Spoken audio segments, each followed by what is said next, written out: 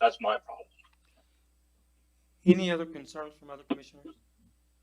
I don't. I was here If- when I was sat through all them meetings out in the audience. I think I was going to refer to when that was all going on. So I'm familiar with all of that. So you're okay with I'm okay with it. So if I could jump in, I apologize. If I could jump in just and ask Sarah one question. It has been, it's been a minute since I've done IRB, since we've gone through this process. But and correct me if I'm wrong on this, but I don't know if the city is able, the cost benefit analysis is a requirement as part of this process.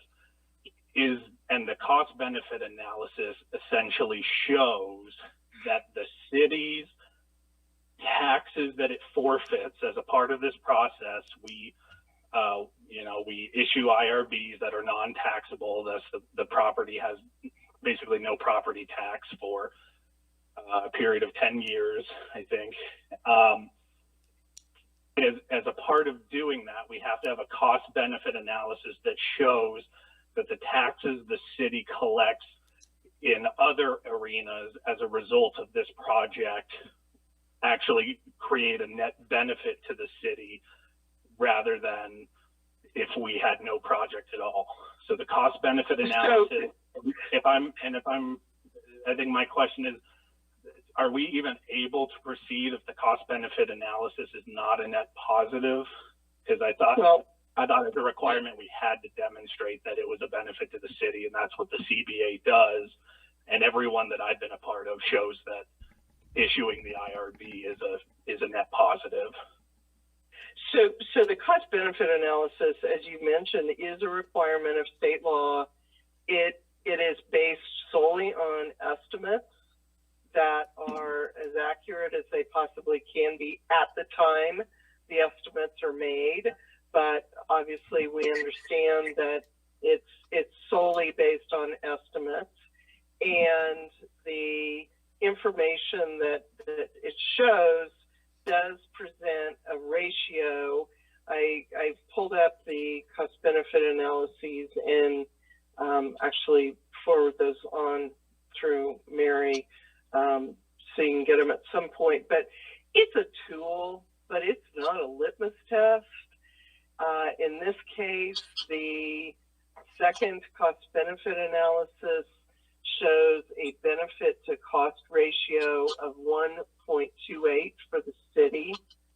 The only one that is lower is the Sunflower Extension District. It's EXT. I'm not sure if it's 1.05. So they are all showing a positive ratio, that the benefit will outweigh the costs of giving the property tax exemption.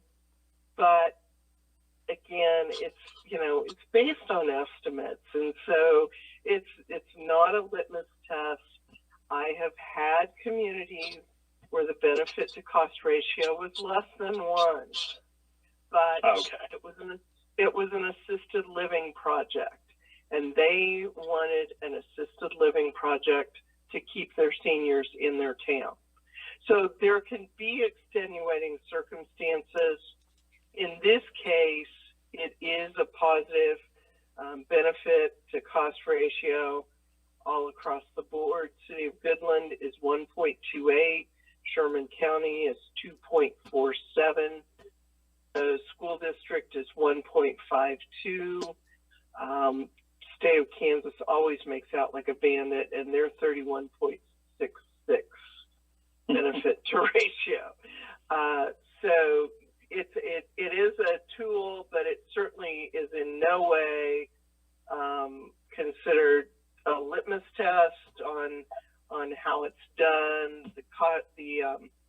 The Board of Tax Appeals, when they consider the application, once the bonds are issued, they simply look at the fact that it was prepared and take note of that, but they don't look at the ratios at all.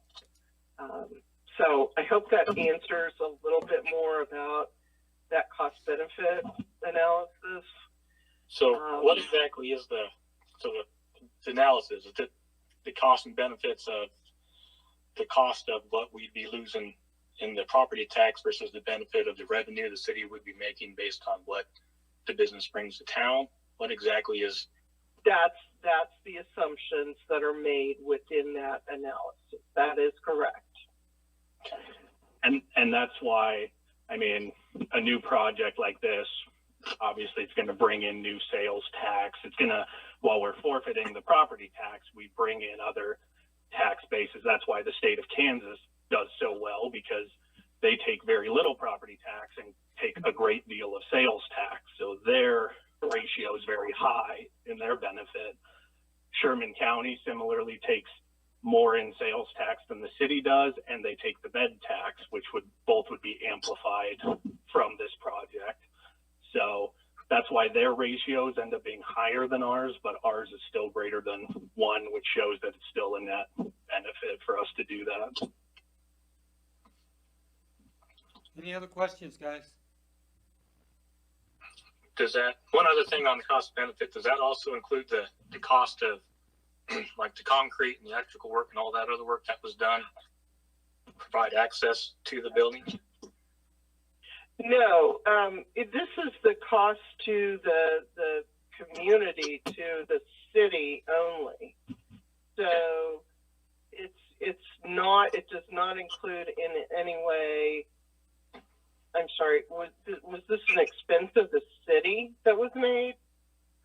I'm just thinking about the road access that was provided for them to be able to them connect to the highway, and any electrical lines that needed to be put in and that stuff. I just didn't know if any of that was also included in there anywhere or not. I do not know if it was included within the data that was presented. This is done by a third party. So it could have been included if it was included in the data, but for the most part, I don't know that those are taken into account. I don't believe the road was, because I think we made that decision afterwards. The electrical work that was done on the project, they were billed for that work and they have made payment for that. So the city did not waive any electrical costs, but I don't believe the road infrastructure, that was just part of the incentive package offered. Okay. Yeah. I don't have any other questions. All right, now I'll entertain a motion to accept Ordinance 1735, the issuance of industrial revenue bonds for the Holiday Inn Express. I'm going to move that we approve. Okay, we have a motion by Commissioner Bromby. Do I have a second? Second. Have a second by Commissioner Ferris. Any other questions or concerns? I just have one other comment. I'm sorry, what? One other comment to make, if I could. I just want to say I do appreciate the information that I was given tonight regarding the cost benefit analysis. So thank you for giving me all that. You bet. Okay, Mary, read the roll. Yes. Yes. Yes. Yes. Yes. Okay, we move on to item number 5, formal actions. Item A, Runway 523, engineering contract amendment number 1. Andrew, or we can introduce. Thank you, Mayor. I'm sorry. I think we should have Darren in the audience this evening, and he will go ahead and present on the amendment before you all and kind of the discussion with FAA leading to the amendment. And so I'll turn it over to him. Good evening. So a month ago, I was here and got the original contract signed. At the time, we did it for the design only. So what has transpired since then is Todd Rassford, Kansas airport engineer. At the time, we thought we could do design only, and then we were going to put the AGIS function into the construction engineering. So we're going to have 2 separate contracts, one now and one in the spring when we bid this project. Todd came back with some guidance from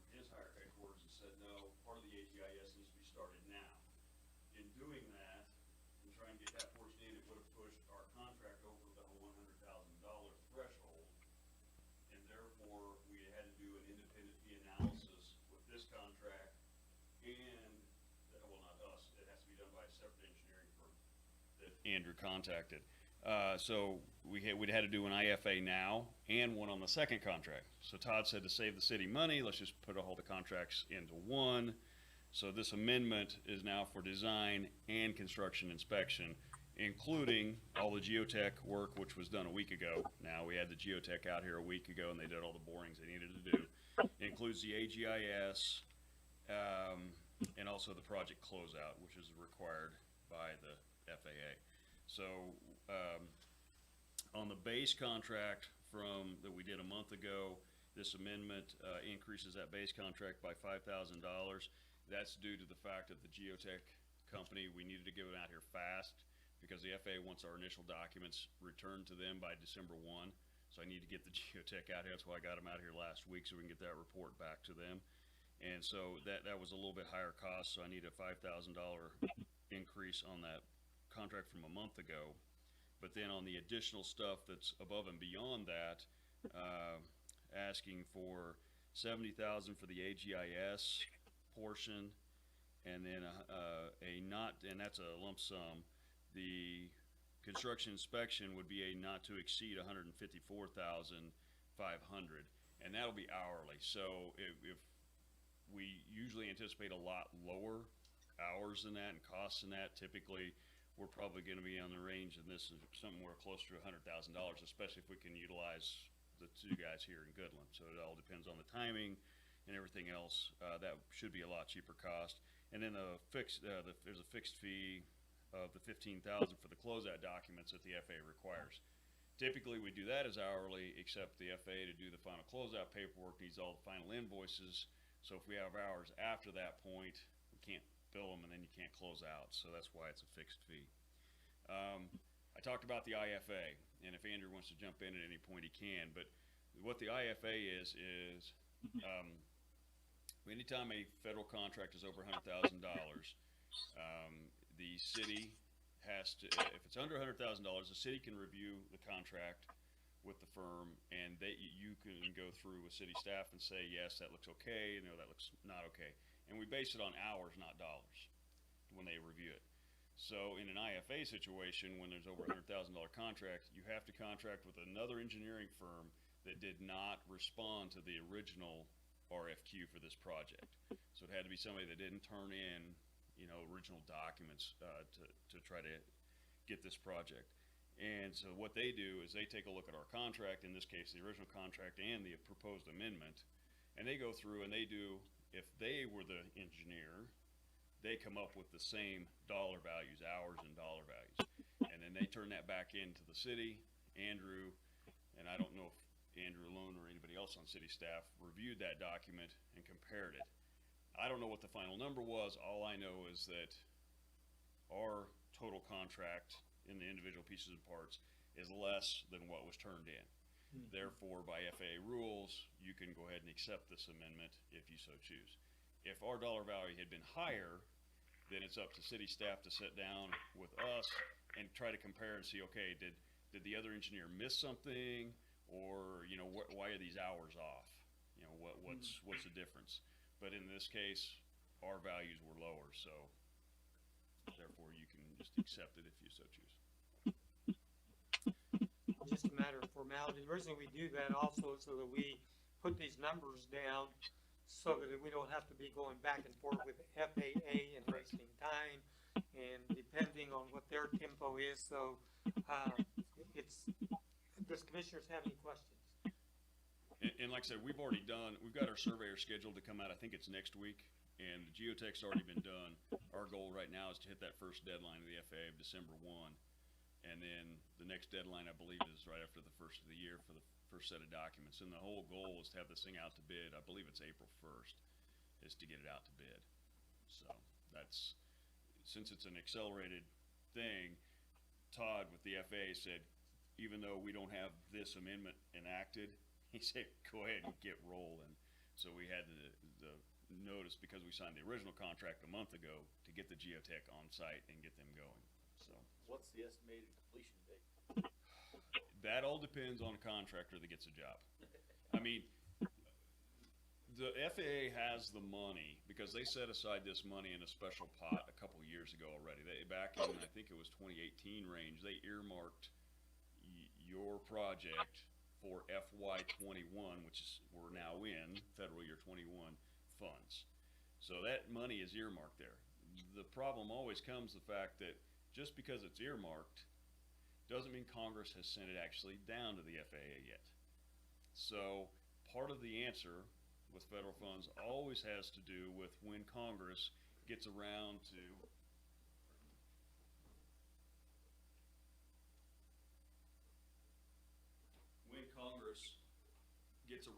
actually sending money down to the agencies. So if Congress is on the ball and gets that done, technically construction could start in, say, June or July. If that's all delayed, like this year being an election year, it took them right to the end of the fiscal year. So if that's the case, we could see some construction next fall, but probably the bulk of it would actually be the following spring.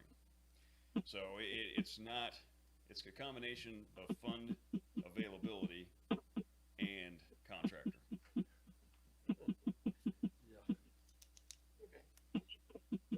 Any other questions for Darren? Okay. I guess just one comment. I guess I was under the assumption this was going to get done next year, probably no matter what. Well, we will have it we haven't heard ready. anything about another year. We will have it ready to be done. It all depends on that federal funding, and that's the part that's completely out of our control. I mean, if you want to ask that question, then it needs to be asked of, the congressman that's going to get elected here tomorrow, and the ones that are already up in Washington D.C. I mean, it takes Congress sending the money over to the FAA, and then the FAA pushes the button to go. Yeah, I guess this is the first time I've heard that it'd roll over even through next year now, and not possibly get done. That's, I guess, is the first, unless I missed something, it's the first time I've heard that portion. We would be ready to go to construction by June 1st of next year. That is the truth of how I can say it. Is a contractor will be on board, and we would be ready to start construction. And at that point, we will be totally waiting on funds from the FAA, and they're earmarked. It's not like you're going to lose them. They're earmarked for this project at the City of Goodland. It's all in when Congress sends it to the FAA, so they can push the button to allow us to start. Any other questions, Shady? No. Okay. If not, I will entertain a motion to accept the engineering contract amendment number 1 with EBH. Make a motion. I have a motion by Commissioner Ferris. Do I have a second? I'll second. I have a second by Commissioner Howard. Any questions or concerns? Mary, read through. Yes. Yes. Yes. Yes. Yes. Move on to item number B, the IFB 2020-07 fiber internet service contract. Andrew? Thank you, Mayor, Commissioners. About 4 years ago, the city bid out phone and internet services, and they were bid out together because at the time the city didn't have the fiber infrastructure that it really needed, and so it was determined that bidding them out together would be a necessity and probably a cost-saving item to do it that way.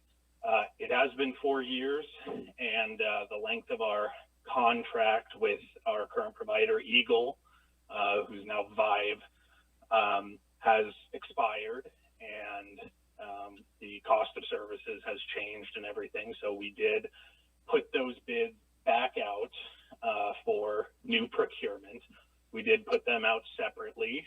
So that is IFB 2020-07 and 2020-08.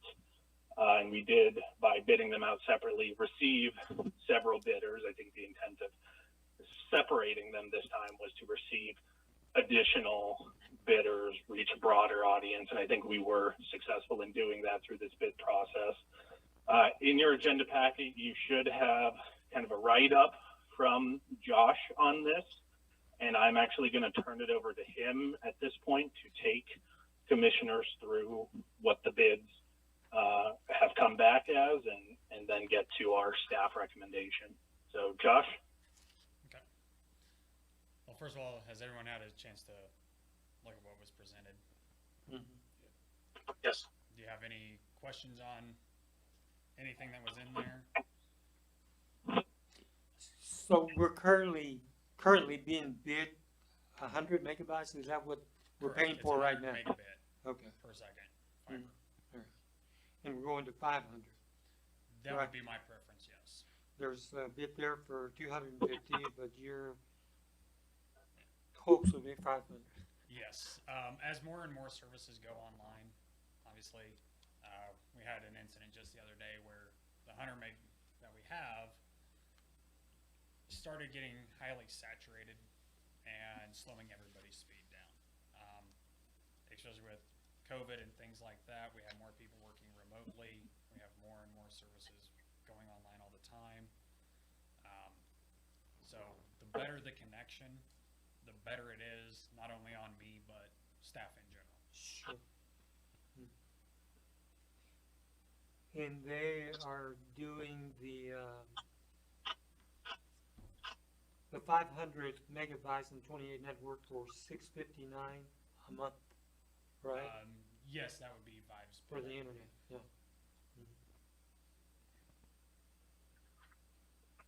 Questions for Josh? Is there any way, I mean, I know you want the 500, this is Aaron, but with can we suffice under the 250? 250 is quite a bit more than 100 as it is. And then the cost difference between the 250 and 500 is fairly substantial. While 250 would theoretically work, with the rate things are going, it would not work long. Just as an example, we currently have 68 computers that are online on a daily basis. If even, say, 10 people are trying to remote in, that 250 is gone. We also have 2 different web servers that we are providing the internet service for. I mean, if the rest of us have the network tied up and somebody wants to access our websites, they're not able to. So, like I said, while 250 would theoretically work, over the course of this particular bid, we would be upping it probably within 12 months or less. We have other projects that are coming up that will definitely be utilizing more than the 250. Yeah, I think the concern in our discussions is being future ready. If this COVID-19 has shown anything, it's that that we need the capacity to be ready for kind of whatever is thrown at us technologically. No one saw the number of Zoom calls, laptops, remoting technology that would be necessary for a situation like this.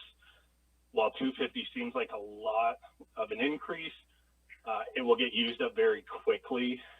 And I think one of the additional concerns that I have is, and I'm sure this is not a surprise to anybody, every service seems to start going towards a subscription service that gets uploaded to the cloud, right? And everything that we're doing, we're starting to see services that we were hosting on our servers that are now, you need to upload this data to the cloud. You need to you have to have this cloud subscription service.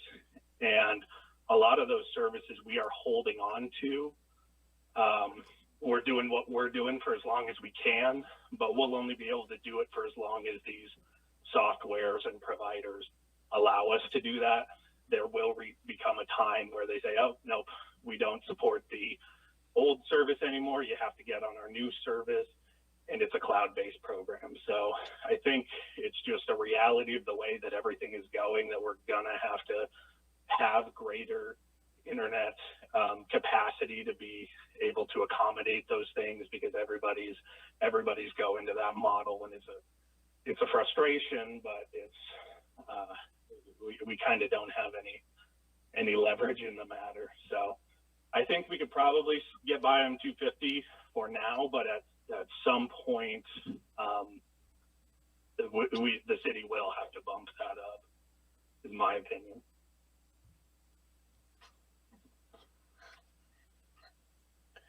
So then, Josh? Josh, 500 MB29 and 500 MB28, what's the difference? So the 29 subnet and a 28 subnet are static IP addresses. So in this case, we are currently on a 29 network, which gives us 5 usable external IP addresses. So IP addresses that from the outside world you can communicate into our servers.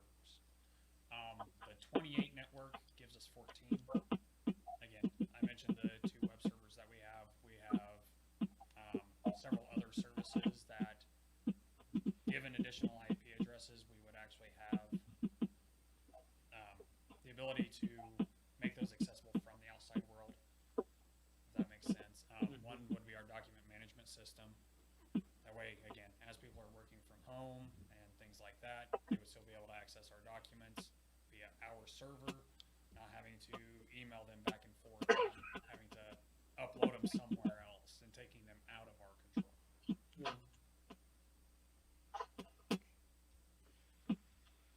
Any questions for Josh? Yeah, Josh, this is Aaron again. Yeah, okay, go ahead, Aaron. Are you the one that did all the procuring of the bids on this? Yes. I just want to tell you that you did a great job. It looks fantastic. I appreciate all the different bids that you got.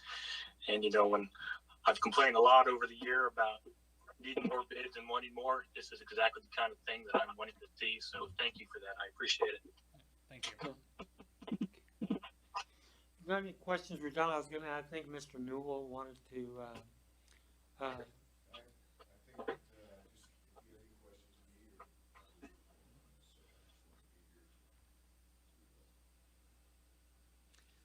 be here. so, well, a little bit, well, you want to take the mic, Don, well, in case the commissioners have something to you.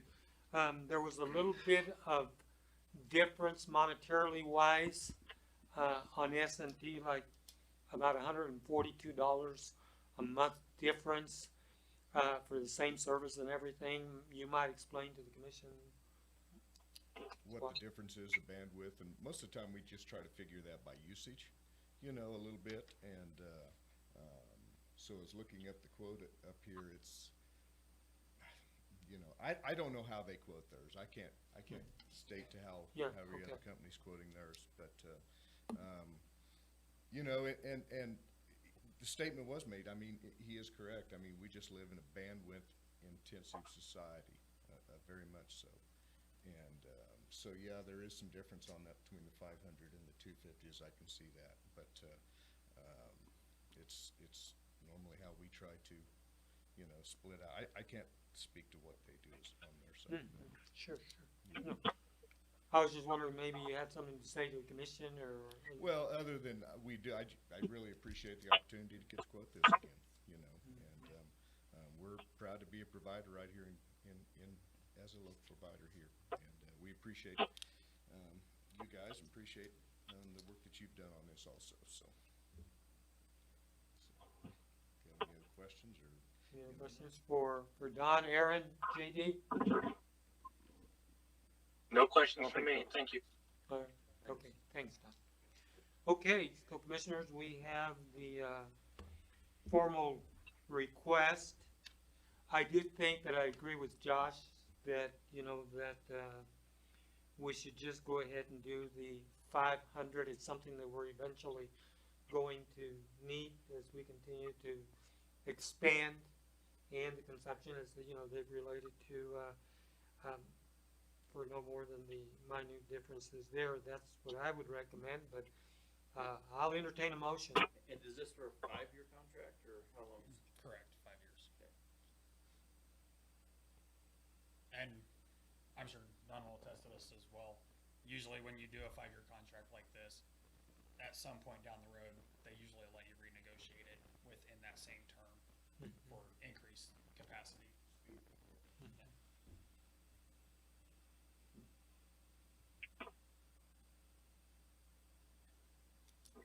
Okay, I'm waiting for a motion, guys.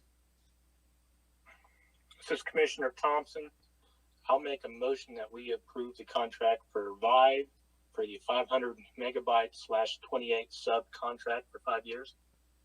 Have a motion on the floor by Commissioner Thompson. Do I have a second?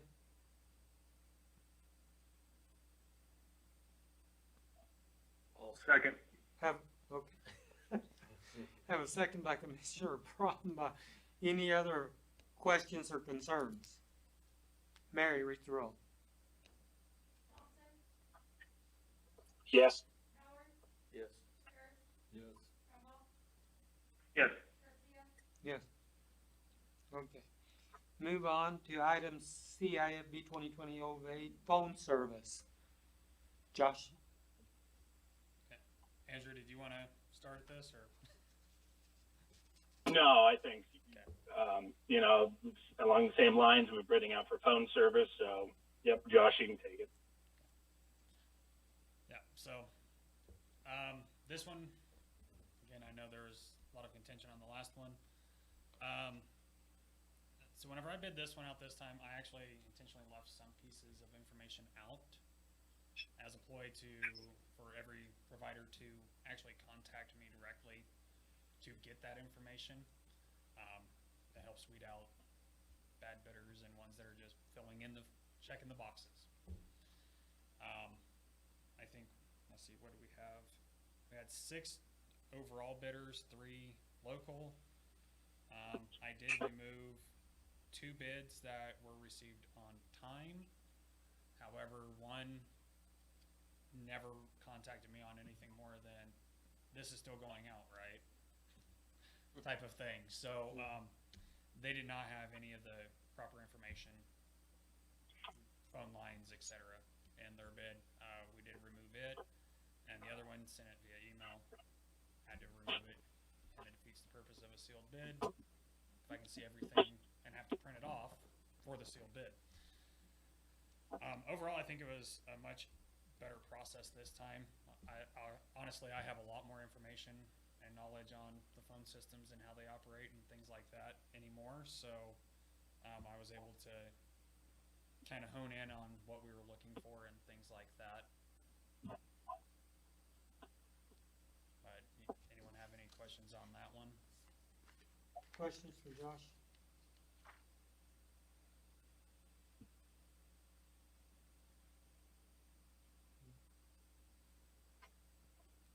We'll let these guys go through there for a little bit, Josh.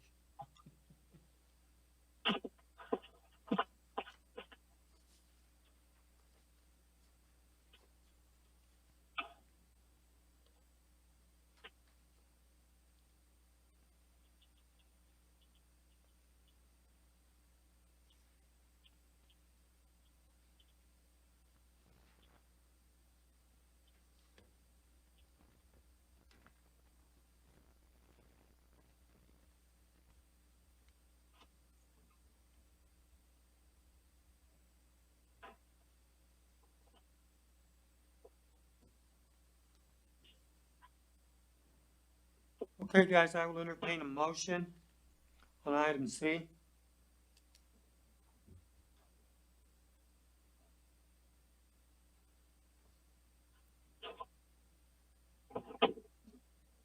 I'll go ahead and move that we award IFB 2020-08 to Vive for their bid of $902.50 per month. Have a motion on by Commissioner Brombaugh. Do I have a second? I'll second.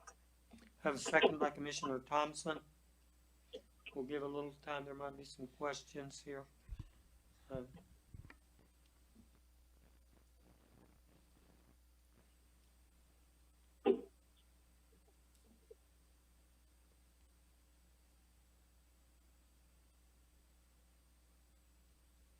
questions, Gigi? Garrett? Okay, no questions. So Mary, read the roll. Yes. Yes. Yes. Yes. Okay, we move on to item 6, report city manager, Andrew. Thank you, Mayor, Commissioners. Just an update on the NRP. We did get the approval of all 3 entities. The city obviously approved the renewed agreement. The county and school board did likewise. So I believe at this point we've got all the signatures and we'll have a fully executed of that very soon.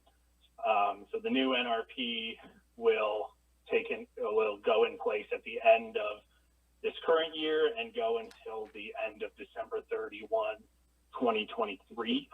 So I think, obviously like to commend our commissioners and the county and school board as well. It's a very popular program in our community, and for the city of Goodland, that ends up being about 3 mills worth of our budget that we rebate back to citizens as an incentive to build in our community. So I think that's something that should be applauded, that the 3 entities were able to come together and do pretty easily. And other than that, we did get the lights up at the skate park. So the skate park lighting has been installed, and the lighting at the pickleball courts at Chambers Park should be done by end of day tomorrow. So that's something that our electric department has been working on with some of the staffing challenges that were posed as a result of COVID. It kind of delayed everything getting done, but they definitely were able to complete those projects, or they will be completed by tomorrow. And so those are going to be nice new additions to our parks.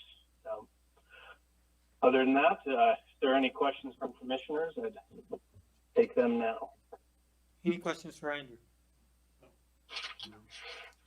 No. Yeah, I got. This is Aaron.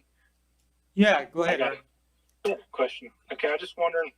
We've hit November, and I hate to bring up the dreaded words health insurance, but I feel like it's time to bring them up. I'm just curious if we had heard anything out of Rhonda yet about what they plan on or when they plan on presenting, and if any other effort is put into contacting other companies or entities to come and try to present any kind of bids to us regarding health insurance. Andrew, do you Sure. want to answer So- that? Sure. So we are probably going to have this discussion at the next commission meeting. As of right now, Rhonda and Pick are still under contract with the city. And so they would be working on the renewal for the city. We do have an agreement from USI, who presented to the city a couple meetings prior. I will distribute that proposed contract to commissioners here probably tomorrow, so that you can all review it. And then I think that'll be something for commissioners to probably resolve or provide direction on at the next meeting, because I think USI made it clear that, when they quote health insurance, they are typically the one broker, the one provider that quotes the several different health insurance plans. And, similarly, that's kind of the role that Pick has played. So I think the city commission is going to have to provide some direction on do we go with the current contract, or do we go with an alternative provider? And we would have that slated for the next meeting. Okay, sounds good. All right, thank you, Aaron. Any other questions? All right, thank you, Andrew. Thank you. Okay, next on Thanks, the Andrew. agenda, item B, looks like Tess Smith is here on behalf of the GAC. How are you doing, Tess? I'm good. Good. Thanks, Andrew, for putting me at the bottom. So I just wanted to give you guys a little bit of a report, kind of. with COVID, obviously, a lot of my things have been kind of stagnant a little bit.